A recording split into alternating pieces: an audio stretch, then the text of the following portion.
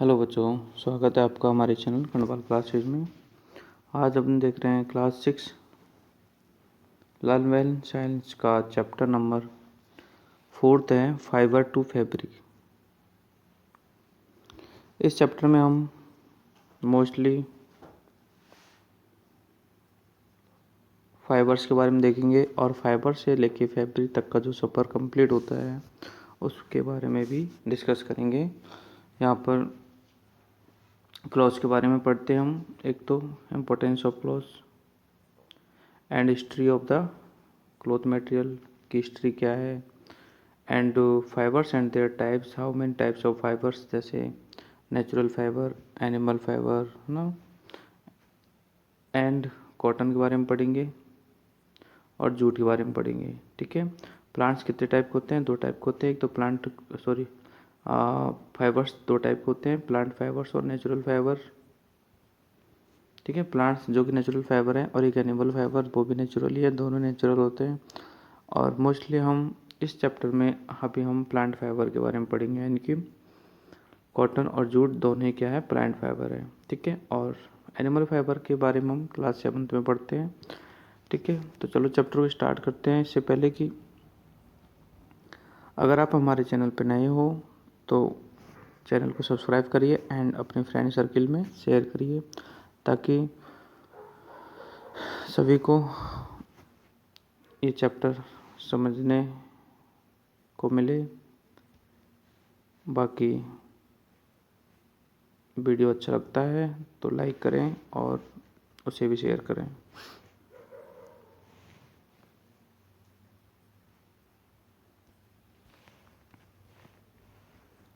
पहला जो पैराग्राफ है वो हम देखते हैं यहाँ पर, importance of the close. Close का इम्पोर्टेंस क्या है? ठीक है। आप सभी लोग जानते हो कि क्लोज का क्या इम्पोर्टेंट है, क्योंकि आप सभी लोग क्लोज को बियर करते हो। तो हम देख लेते हैं। Clothes are one of the basic need of humans and they cover our bodies and protect us from the heat, cold और डस्ट। इन तीनों से हमें क्या करती है? प्रोटेक्शन करती है और हमारी बेसिक नीड होती है एक तरह से। ठीक है। रोटी, कपड़ा और मकान, you know that. They also make us look smart, और ये हमें स्मार्ट बनाते हैं। People of the different culture wear different kinds of the clothes. अलग अलग कल्चर के लोग अलग अलग तरह के कपड़े according to their culture wear करते हैं। What we wear also depends on the weather conditions and we live in। हमें क्या पहनना चाहिए ये हमारे वेदर की कंडीशन पर डिपेंड करता है, और हम कहाँ रहते हैं ये इस पर डिपेंड करता है, हमारे कल्चर पर डिपेंड करता है। समर्स वी यूजली वियर, जैसे समर्स में हम, ठीक है, कॉटन के कपड़े पहनते हैं, और विंटर्स में हम वूलन क्लॉथ्स पहनते हैं। ठीक है। All clothes are made of fabrics. जितने भी क्लॉथ्स हैं वो सब फैब्रिक से मिलके बनते हैं। ठीक है। और फैब्रिक्स आर डिफरेंट टाइप्स, अलग अलग टाइप के फैब्रिक्स होते हैं। सम तो टचिंग पे कोर्स फील होते हैं, कोर्स मतलब सख्त, और कुछ टचिंग पे सॉफ्ट फील होते हैं। तो इस टाइप से भी हमारे अलग अलग तरह के क्या होते हैं, क्लोथ्स होते हैं। नेक्स्ट पेज पर हम देखते हैं history of the clothes material, यानी कि क्लोथ्स मटेरियल की हिस्ट्री क्या है। तो देखो, early man did not bear clothes. Starting के जो आदमी थे वो क्लोथ्स नहीं पहनते थे। ठीक है। He covered his body with the bark of the trees, यानी कि वो अपनी बॉडी को कवर करते थे ट्रीज के बार्क से, या फिर लीव से, या फिर एनिमल स्किन से। ठीक है। इनसे वो अपने आप को कवर्ड रखते थे। With the passage of time, समय गुजरता गया, और he learn to bear tubes and grasses to the mix basket and the made fabrics. Okay. धीरे धीरे वो बार्क्स का यूज करके बास्केट वगैरह बनाने लग गए, मैट्स वगैरह बनाने लग गए, और कुछ फैब्रिक भी बनाने लगे अपने लिए। ठीक है। अराउंड 2500 BC, यानी कि 2500 BC, cotton was grown near the river of Ganga. सबसे पहले कॉटन को ग्रो किया गया था कहाँ पे? गंगा नदी के रिवर पे, गंगा नदी के बैंक यानी किनारे पे। ठीक है। Even in ancient Egypt cotton and flax were grown near the river of the Nile. ठीक है। यानी कि जो मिस्र के लोग थे वो नील नदी के किनारे कॉटन को ग्रो करते थे, और इंडिया में हम गंगा नदी के किनारे जो एंशियंट टाइम के पीपल्स थे वो कॉटन को ग्रो करते थे टू मेक क्लोथ्स, यानी कि कपड़े बनाने के लिए या फिर वॉशकट वगैरह बनाने के लिए, मैट्स बनाने के लिए। ठीक है। Since ancient people did not know about the art of stitching, उस टाइम जो लोग थे वो स्टिचिंग के आर्ट को नहीं जानते थे कि जो ये फैब्रिक बनाए जाते हैं इनको कैसे स्टिच किया जाता है और कैसे यूज किया जाता है, इसको वो नहीं जानते थे। ठीक है। They draped big pieces of the cloths around themselves, यानी कि वो जो कपड़े होते थे, फैब्रिक होते थे, उसको ही लपेटते थे, जैसे लुंगी वगैरह पहनते हैं, साड़ी वगैरह पहनते हैं। ठीक है। कुछ इस टाइप से स्टिच करना नहीं जानते थे। तो when the swimming needles bar invented, जब स्विमिंग नीडल्स का इन्वेंशन हुआ था, पीपल स्टार्टेड टू स्टिचिंग, तो फिर लोग कपड़ों को स्टिच करने लगे। एंड फिर उनसे डिफरेंट टाइप के क्या है कपड़े बनाने लगे, जैसे लाइक सलवार सूट है, पैंट है, शर्ट है, टी शर्ट है। ओके। तो ये था हमारा हिस्ट्री ऑफ द मटेरियल्स, यानी मटेरियल क्लॉथ मटेरियल की हिस्ट्री। ठीक है। अब हम देखते हैं फाइबर्स एंड देयर टाइप्स, कि फाइबर्स जो होते हैं वो कितने टाइप्स के होते हैं। तो मैंने आपको बताया 2 टाइप्स के होते हैं, एक तो होता है आपका प्लांट फाइबर और एक होता है आपका एनिमल फाइबर। ठीक है। तो ये तो आपके नेचुरल फाइबर होते हैं। देखो ये फाइबर हैं, 2 टाइप्स के होते हैं, एक तो नेचुरल में प्लांट और एनिमल आएंगे, और सिंथेटिक में जो हम अपने हाथ से बनाते हैं, यानी ह्यूमन मेड। ठीक है। जो कि केमिकल्स का से यूज किए, केमिकल्स का यूज करके बनाए जाते हैं। ठीक है।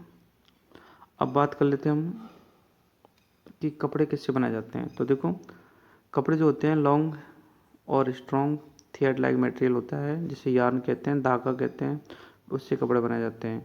ठीक है। अब बात आती है कि धागा कैसे बनाए जाते हैं। तो जो यार्न होता है वो फाइबर से बनता है। ठीक है। तो यानी फाइबर पहले, फिर यार्न बनेगा, फिर फैब्रिक बनेगा, फिर हमारी क्लॉथ बनेंगे। तो ये कुछ स्टेप्स हैं। चलो अब हम इसको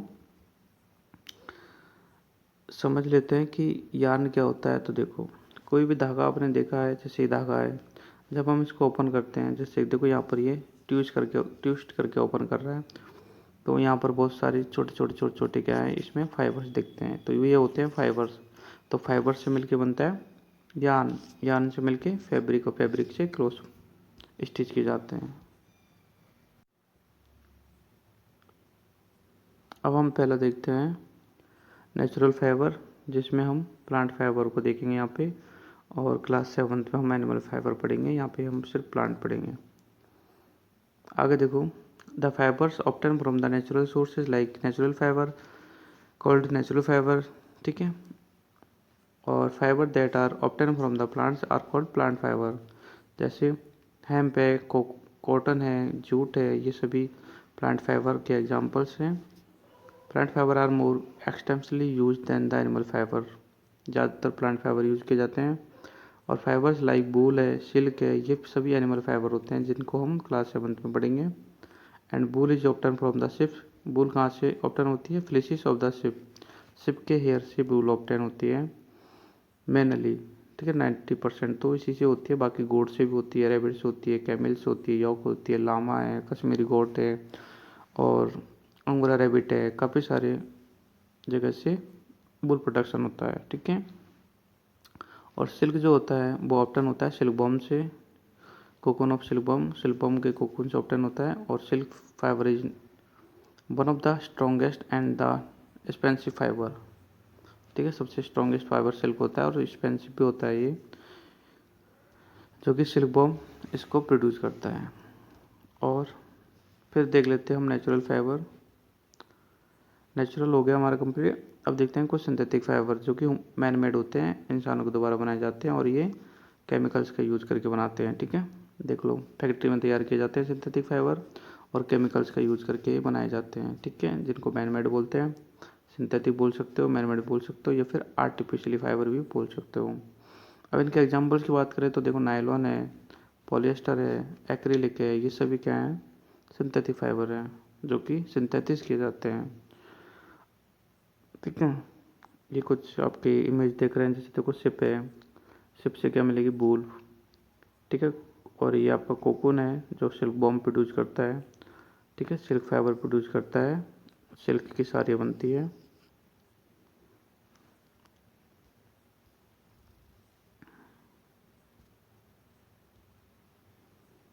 और नीचे आपको पॉलिस्टर दे रखा है जो कि आपका सिंथेटिक फाइबर है, कपड़ा है। आपके टी शर्ट वगैरह जो हौजरी के प्रोडक्ट बनते हैं सब पॉलिस्टर होते हैं। ठीक है, तो देखो very often natural fibres are mixed with the synthetic fibre. आजकल क्या हो रहा है कि जो नेचुरल फाइबर है उनको सिंथेटिक फाइबर के साथ में मिक्स करके और नए कपड़े बनाए जाते हैं, यानी कि उनकी क्वालिटी में इम्प्रूवमेंट किया जाता है। ठीक है, मिक्सिंग से। फॉर एग्जांपल जैसे टेरिकोट है। ठीक है, टेरिकोट एक क्या है, सिंथेटिक फाइबर है, लेकिन टेरिकोट जो है टेरिलिन और कॉटन का मिक्सर होता है। यहाँ पे दे भी रखा होगा, ये रहा, टेरिलिन और कॉटन का मिक्सर होता है और इसको बोलते हैं टेरिकोट। ठीक है, टेरिकोट के कपड़े आप देखते होंगे। एक नायलॉन है, नायलॉन भी वाटर प्रूफ फैब्रिक होता है। ठीक है, और इसका यूज़ हम रेनकोट्स बनाने में करते हैं। ठीक है, रेनकोट जो आप, ठीक है, रेनी सीजन में यूज करते हो वो आपका नायलॉन का बना होता है। अम्ब्रेला है, ये आपके नायलॉन का बना होता है। ठीक है, and due to the water proof, यानी कि इसकी क्वालिटी होती है कि वाटर प्रूफ होता है, इसलिए इस फैब्रिक को slides over raincoats and umbrellas preventing the get wet, सूखने से, ठीक है, गीले होने से बचाने के लिए हम इसको यूज करते हैं इसकी वाटर प्रूफ क्वालिटी के कारण। तो ये कुछ आपके सिंथेटिक फाइबर्स हो गए। अब हमने यहाँ पे डिस्कस कर लिया कि प्लांट जो फाइबर होते हैं, सॉरी फाइबर जो होते हैं वो दो टाइप के होते हैं, नेचुरल और सिंथेटिक। नेचुरल वाले दो टाइप के होते हैं, प्लांट्स और एनिमल्स। ठीक है, तो प्लांट फाइबर हम पहला यहाँ पर देखने वाले हैं कॉटन। ठीक है, तो देखो कॉटन जो होता है एक प्लांट का नाम है और उसको ग्रो किया जाता है to obtains from the cotton. ठीक है, तो देखो कॉटन जो ऑब्टेन होता है वो बॉल्स से ऑब्टेन होता है that are grow on a cotton plant. Cotton plant में देखो ऐसी बॉल्स आती है। ठीक है, जब ये ब्रस्ट होती है तो फिर इस सफ़ेद सफ़ेद सा इस टाइप का आपके कॉटन प्रोड्यूस होता है। ठीक है, तो देखो कॉटन प्लांट इज ए सर्व, पहला आपको ध्यान रखना कॉटन प्लांट क्या है, सर्व है, that grow best in the black soil. ठीक है, आपसे पूछा जाए कॉटन प्लांट के लिए सबसे बेस्ट सोइल कौन सी है, तो आपको बोलना है ब्लैक सोइल। ठीक है, कॉटन प्लांट जो होता है ब्लैक सोइल में ही अच्छे से उगता है, ये बिल्कुल ध्यान रखना है, अंडरलाइन कर लो। एंड उसके लिए इन्वायरमेंट मतलब क्लाइमेट कैसे होना चाहिए, वार्म होना चाहिए, गर्म होना चाहिए। And require rainfall between the 50 to 80।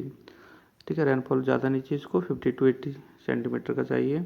And it requires a temperature of 25 degree, है ना, मतलब मॉडरेट टेम्परेचर इसकी रिक्वायरमेंट होती है। ये तो हो गया इसका किस तरह का क्लाइमेट में ये उगता है कौन, कॉटन प्लांट। अब बात करते हैं कल्टीवेशन की। तो देखो cotton is grown during the month of March. ठीक है, कॉटन जो है एक तरह से आपके रबी की फसल है और मार्च उसमें ग्रो होता है, नवंबर तक इसको काट लिया जाता है। Its seed are sown in early spring, इसके सीड्स को अर्ली स्प्रिंग में उगाया जाता है, जैसे कि हम उगा चुके हैं अभी फ़िलहाल। And when the cotton plant grow it bears fruits, इसमें फ्रूट्स आते हैं, तो ये फ्रूट्स यही होते हैं। ठीक है, ये आपका जो बॉल लाइक स्ट्रक्चर होता है गोल गोल, ठीक है, ये फ्रूट्स होता है लेमन जैसा। ठीक है, वंस द बॉल्स मैचर, जब ये पक जाती हैं बॉल्स, दे ब्रस्ट ओपन, फिर ये ब्रस्ट हो जाती है यानी फट जाती है और इनसे ओपन हो, इनसे कॉटन प्रोड्यूस होता है जो कि आप यहाँ पे देख सकते हो, ये सफ़ेद सफ़ेद सा। ठीक है, due to the heat of the sun and the fibres turn fluffy when the crops has to be harvested, जब क्रॉप्स को हार्वेस्टेड किया जाता है, ठीक है, काट लिया जाता है। And the cotton balls are mostly hand picked, फिर कॉटन की बॉल्स को, ठीक है, हैंड पिकिंग के द्वारा अलग किया जाता है, फिर उससे कॉटन और उसको सेपरेट कर लेते हैं हम, कॉटन और बीज को सेपरेट कर लेते हैं, सीड्स को सेपरेट कर लेते हैं। देखो cotton in grow in the evidence in the countries like China. ठीक है, कॉटन के लिए चाइना सबसे ज़्यादा प्रोडक्शन देती है, फिर ब्राज़ील है, इजिप्ट है, मैक्सिको है और सूडान है, फिर इंडिया है। ठीक है, India cotton is cultivated in the state of, India में जो देखो स्टेट महाराष्ट्र है, गुजरात है, आंध्र प्रदेश है एंड पंजाब, ये कुछ स्टेट्स हैं जो कि इंडिया में कॉटन के कल्टीवेशन के लिए इम्पोर्टेंट है। अब हम कॉटन तो हमें चलो प्लांट से मिल गया, अब हम कॉटन फाइबर से फैब्रिक कैसे बनाते हैं तो उसका हम कुछ सपर यहाँ पे देखते हैं। तो देखो कुछ स्टेप्स हैं जिनको हम पढ़ के यहाँ पर कॉटन की फुल प्रोसेस को देखते हैं। तो सबसे पहला जो स्टेप्स होता है वो होता है गिनिंग। ठीक है, कॉटन फाइबर का पहला स्टेप जो होता है गिनिंग होता है। इसमें हम क्या करते हैं, जो कॉटन फाइबर्स होते हैं उनको सीड से अलग करते हैं। ठीक है, अभी मैंने बताया तो वो बॉल जो होती है, बॉल जब वो पक जाती है तो ब्रेस्ट होती है, ब्रेस्ट होने से उसके अंदर सफ़ेद सफ़ेद सा कॉटन निकलता है जो कि बीज के चारों तरफ चिपका होता है। तो कॉटन को अलग करते हैं और बीज को अलग करते हैं। ठीक है, सेपरेटिंग कॉटन, ठीक है, फ्रॉम द बीड्स सीड से बाय यूजिंग मशीन, और ये काम मशीन से भी किया जाता है और हैंड से भी किया जाता है। ठीक है, separating fibres from the cotton seeds was traditionally done by the combing. तो इस प्रोसेस को कॉम्बिंग बोलते हैं जो मैनुअली की जाती है। And the fibres material left after the separating the seeds. ठीक है, सीड्स को सेपरेट करने के बाद में लास्ट में फाइबर बढ़ जाता है, इसे हम क्या बोलते हैं, लिंट बोलते हैं। इस फाइबर को क्या बोलते हैं, लिंट। ठीक है, तो ये पहला प्रोसेस है गिनिंग। ठीक है, आपसे पूछा था व्हाट इज द गिनिंग, आपको बोलना है the process in which cotton are separated from the seeds. Next है स्पिनिंग। तो देखो this is the process of the converting the fibres to yarn. ठीक है, नाम से इसका पता लग रहा है कि स्पिन करना मतलब यार्न में कन्वर्ट करना। In this process involve taking cotton fibres and twisting them, उनको ट्विस्ट किया जाता है एक दूसरे में और यार्न तैयार किए जाते हैं। ठीक है, और जब यार्न तैयार हो जाते हैं, ठीक है, तो इनको टाइटली इनके गट्ठे बना दिए जाते हैं और टाइटली इनको पैक करके और इसको बेल्स में बेच दिया जाता है। ठीक है, पहले के टाइम में क्या होता था, जो स्पिनिंग होती थी वो मैनुअली हाथ से ही की जाती थी। ठीक है, जिनको चरखा बोलते हैं, टकली बोलते हैं। ठीक है, गांधी जी जो यूज करते थे, ठीक है, वो वाला चरखा ही स्पिनिंग में काम में ले जाता है। आजकल भी जो हम एक लो स्केल पे अगर हम इसका काम करते हैं तो हम आजकल भी हम चरखे को यूज करते हैं, टकली को यूज करते हैं। ठीक है, चरखा जो गांधी चला देते हैं, टकली और होती है जिसको हाथ से घुमाया जाता है तो स्पिन किया जाता है, स्पिनिंग करने के लिए। गाँवों में तो हम आज भी यूज करते हैं टकली को। ठीक है, रस्सियाँ बनाने के लिए टकली से ही तो बल दिया जाता है रस्सियों में। टकली जो होती है ना, कुछ इस टाइप का स्ट्रक्चर होता है, देख उसका मैं आपको बता देता हूँ। ऐसा स्ट्रक्चर होता है और यहाँ पे एक तरह से ऐसा बना होता है, देखो ऐसा ऐसा, ये टकली होती है।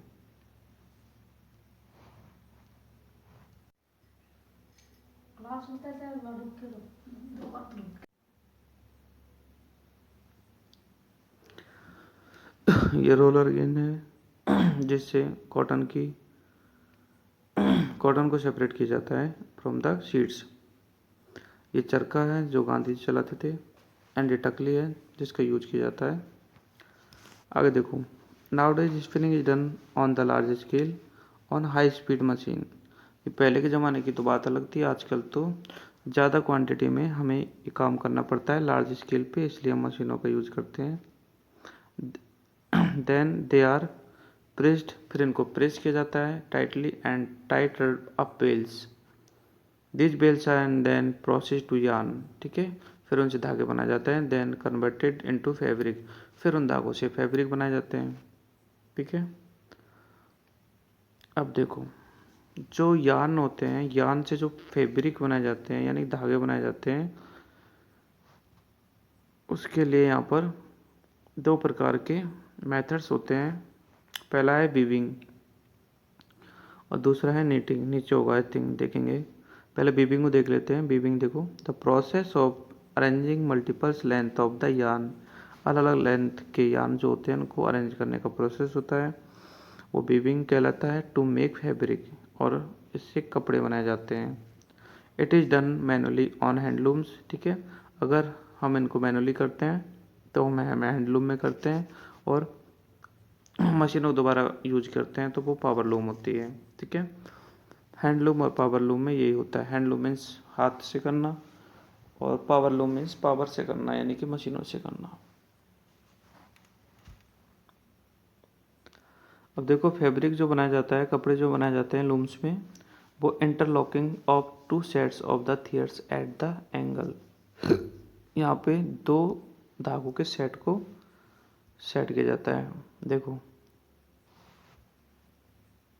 दो सेट का मतलब है, ध्यान देना, दो सेट का इम्पोर्टेंट क्यों है, क्योंकि कोई भी कपड़ा होता है, आपने नोटिस किया होगा, उसमें एक तो इस टाइप का धागे होते हैं, कपड़े को गौर से देखना, ऐसे। ठीक है, वर्टल एक वर्टिकली धागे होते हैं ऐसे, और एक ऐसे होते हैं क्रॉस।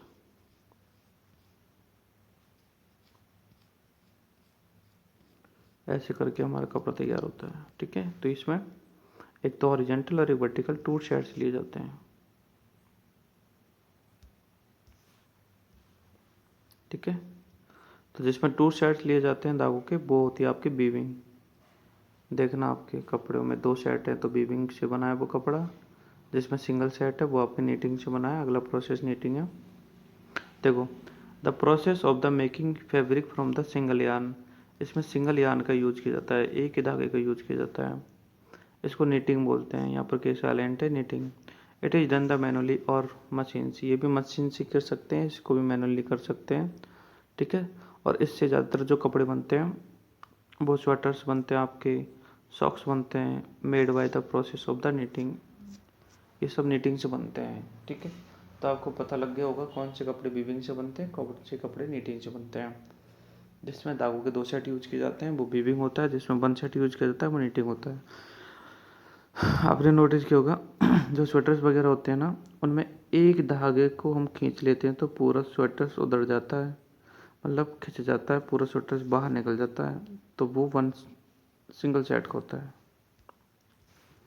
अब देखो, यूजेस ऑफ कॉटन, ये तो हो गया हमारे प्रोसेस कपड़े बनाने की, नीटिंग वीविंग। तो कॉटन का यूज करते हैं हम शर्ट बनाने के लिए, बेडशीट बनाने के लिए, साड़ीज, वैक्स। Since it is porous, it has to be good absorbing capacity and use to make the cloth from the summers. ठीक है, समर्स के जो कपड़े बनाते हैं वो भी इसी के बनाए जाते हैं, क्योंकि इसकी वाटर एब्जॉर्बिंग कैपेसिटी ज़्यादा होती है, ये पसीने को ज़्यादा ऑब्जर्व करता है, और जितना ज़्यादा पसीना ऑब्जर्व करेगा, पसीना मीन स्वेट, उतना ज़्यादा हमें कूल फील होगा। सो समर्स के लिए बेस्ट है कौन, cotton. Cotton is mixed with the other fibres to make rayon, polycot. Okay, cotton अगर अदर फाइबर के साथ में मिक्स किया जाता है तो वो सिंथेटिक फाइबर बनाए जाते हैं, रेयॉन है, पॉलीकोट है। ये हो गया आपका प्रोसेस कॉटन का, यानी कि आपका कॉटन का सिस्टम कंप्लीट। अब देखते हैं जूट फाइबर। तो देखो, जूट भी एक प्लांट फाइबर है, और सबसे चीपेस्ट फाइबर है जूट। ठीक है, चीपेस्ट मतलब सस्ता, प्लांट का सबसे सस्ता फाइबर जूट है। और जूट जो होता है वो ऑप्टेन होता है हमें stem of the jute plant के स्टेम से। It grows in best in the warm and the humid climate, यानी कि इसके लिए ह्यूमिड क्लाइमेट होना ज़रूरी होता है, और इसके लिए जो बरसात की रेंज है वो 18 डिग्री, सॉरी टेम्परेचर की जो रेंज है वो 18 डिग्री टू 33 डिग्री सेल्सियस होती है। ठीक है, और ये, अब इसके बारे में बात करते हैं। देखो, कल्टीवेशन ऑफ जूट, एक मिनट रुको। इंडिया, इसका बहुत बड़ा प्रोडक्शन है जूट का इंडिया में। देखो, jute is the best grown in the during of the rainy season, rainy season में जूट को उगाया जाता है, और इसके लिए जो जूट के लिए जो बेस्ट सॉइल होती है वो लूमी होती है। ठीक है, कॉटन के लिए ब्लैक होती थी। ठीक है, when the plants are grown to height of 6 to 8 12, देखो इसकी प्लांट की हाइट 6 to 12 फीट होती है। ठीक है, तो उसमें येलो फ्लावर आते हैं, and the cut the flowering stage, इनको फ्लावरिंग स्टेज में ही काट लिया जाता है। ठीक है, और इससे क्या होता है कि अच्छी क्वालिटी की जूट मिलती है फ्लावरिंग स्टेज में काटने से। ठीक है, once the jute crop is harvested the stem of the plants are tight into the bundles, जब इनको काट लिया जाता है तो उनके स्टेम को बंडल्स में बांध के और उनको स्टेगनेट पॉन्ड में डाल दिया जाता है। स्टेगनेट पॉन्ड का मतलब है रुका हुआ पानी में डाल देते हैं उनको, ठीक है। कम से कम 20 दिन तक उसमें पड़ा रहने देते हैं, ठीक है। तो इस प्रोसेस को यानी 20 दिन तक उस पानी में बंडल जो होते हैं, स्टेम ऑफ जूट के जो बंडल होते हैं उनको पड़ा रहने देते हैं। इसको रीटिंग कहते हैं, ठीक है। ये जो प्रोसेस क्या होता है आपका, रीटिंग होता है। Reading, RETTING, reading. फिर क्या करते हैं, उस बंडल को हम लूज कर लेते हैं और लूज करने के बाद में हम उसको स्ट्रिप कर लेते हैं। स्ट्रिप मतलब छील लेते हैं। छीलने क्यों है, क्योंकि हम उसको भिगोते क्यों, पहली बात तो हम उसको इसलिए भिगोते हैं ताकि उसके जो आउटर जो लेयर है वो क्या हो जाए, लूज हो जाए, और उसको हम अच्छे से स्ट्रिप कर लेते हैं, ठीक है। छील लेते हैं। फिर छील के हम उनको क्या कर देते हैं, सनलाइट में ड्राई यानी सुखा देते हैं। Then the fibres are tied. जैसे ही जो फाइबर्स टाइड होते हैं, एक दूसरे के साथ में बंध जाते हैं, and send to be mills, और उनको एक दूसरे के साथ में बांध के मिल्स में भेज देते हैं, ठीक है। वैन दे आर स्पून, फिर वहाँ पर उनकी स्पिनिंग होती है, एंड बॉबेनिंग यानी कि बीविंग होती है, और ठीक है। फिर उनसे कुछ रोप्स हैं, रस्सियाँ वगैरह बनती हैं, इनसे कपड़े नहीं बनते, पहली बात तो, ठीक है। देखो, पहली बात तो जूट जो होता है इंडिया में कहाँ कहाँ कल्टीवेट किया जाता है ठीक है। इंडिया की बात करें तो हम इंडिया में तो वेस्ट बंगाल वगैरह में पाया जाता है, उड़ीसा में पाया जाता है, आंध्र प्रदेश में पाया जाता है, ठीक है। वहाँ पर ज़्यादा इसका प्रोडक्शन होता है, क्योंकि बरसात का पानी मतलब पानी वहीं पे ज़्यादा होता है, और जहाँ पे पानी होता है वहाँ जूट होता है, सिंपल बात। अगर हम बात करें तो बांग्लादेश है, म्यांमार है, चाइना, थाईलैंड और इंडिया, ये जूट के कल्टिवेटेड होते हैं, इनमें जूट कल्टिवेटेड होता है। एंड अब बात करते हैं इंडिया के वो सॉरी जूट के यूजेस के बारे में। तो मैं अभी बता रहा था आपको, इससे कपड़े वपड़े नहीं बनते, इससे बनते हैं जैसे कुछ सैक्स एंड कर्टन्स वगैरह, हैंड बैग्स वगैरह, कारपेट्स वगैरह, ठीक है, ये बनते हैं इससे। और कुछ फैंसी बेड्स बनते हैं, टेबल्स के मैट्स बनते हैं, बास्केट बनती है, ज्वेलरी बनती है, ठीक है। कुछ इस टाइप के इनका यूजेज हैं, देख सकते हो आप। जूट की मैट है ये रही, ठीक है, आपके घरों में होगी। ये जूट के बैग हैं, जूट के बोरे बनते हैं जिनमें गेहूँ भरते हैं, ठीक है। बोरियां बोलते हैं ना, बोरियां, वो जूट की होती हैं, है ना। देखो यहाँ पे ब्रेकिंग हो रहा है, स्ट्रिपिंग हो रहा है। एक मिनट में यहाँ पे दिखा देता हूँ आपको। इसमें स्ट्रिपिंग हो रहा है, मतलब जूट को छीला जा रहा है। ये देखो जूट प्लांट है फील्ड में, ठीक है। चलो ये कंप्लीट हो गया, जूट भी कंप्लीट हो गया, कॉटन भी कंप्लीट हो गया प्लांट फाइबर मोस्टली यही होते हैं, जूट और कॉटन। और इनके अलावा और कुछ और होते हैं, जैसे अब हम पढ़ते हैं जैसे coir. It is obtain from the outer covering of the coconut fruit. Coconut का जो आउटर कवर होता है वो कोर कहलाता है, यानी कि जो हस्क होता है उसको सेपरेटेड करते हैं from the nut and beaten to get fibre, और उसको बीटन करते हैं to get fibre. Then fibres spun, तो उससे भी फाइबर्स बनाए जाते हैं एंड डाई किए जाते हैं, और उनको फिर बॉमेनिंग की जाती है। It is use to make ropes, इससे रस्सियाँ बनाई जाती है, एंड स्टफ्स बनाए जाते हैं। मैट्रिक्स है, ठीक है, फ्लोर कवरिंग मैट्रिक्स वगैरह बनाई जाती है। ये भी ज़्यादा महंगा नहीं होता है, ये भी चीपेस्ट होता है। फिर हेम्प की बात करते हैं, ठीक है। It is obtain from the stem of the hemp plant. It grows in the loamy soil and it is fiber of the plant are used to make the ropes। इसकी भी रस्सियाँ वगैरह बनती है, नेट बनते हैं, और इसके क्लोथ्स भी बनते हैं, कारपेट्स भी बनते हैं, ठीक है। और एक और होता है सबसे इम्पोर्टेंट आपका ये फ्लैक्स, ठीक है। वैसे तो बहुत कम ही होते हैं। तो देखो, flax is obtain from the stem of the flax plant. It the fibre is woven to make the fabric is called linen, ठीक है। इससे जो कपड़ा बनता है वो लाइनेन का कपड़ा बनता है। लाइनेन अपना नाम सुना, लाइनेन, ठीक है।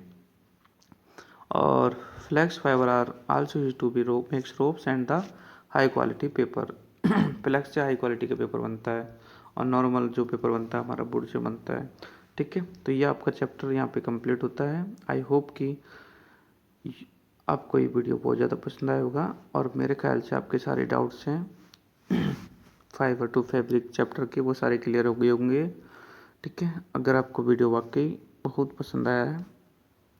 तो मैं चाहता हूँ कि आप इस वीडियो को एंड इस चैनल को ज़्यादा से ज़्यादा शेयर करें, ठीक है, और सब्सक्राइब भी करें, क्योंकि शेयरिंग से इसके सब्सक्राइबर बढ़ेंगे और इस चैनल पर सब्सक्राइबर की नीड है।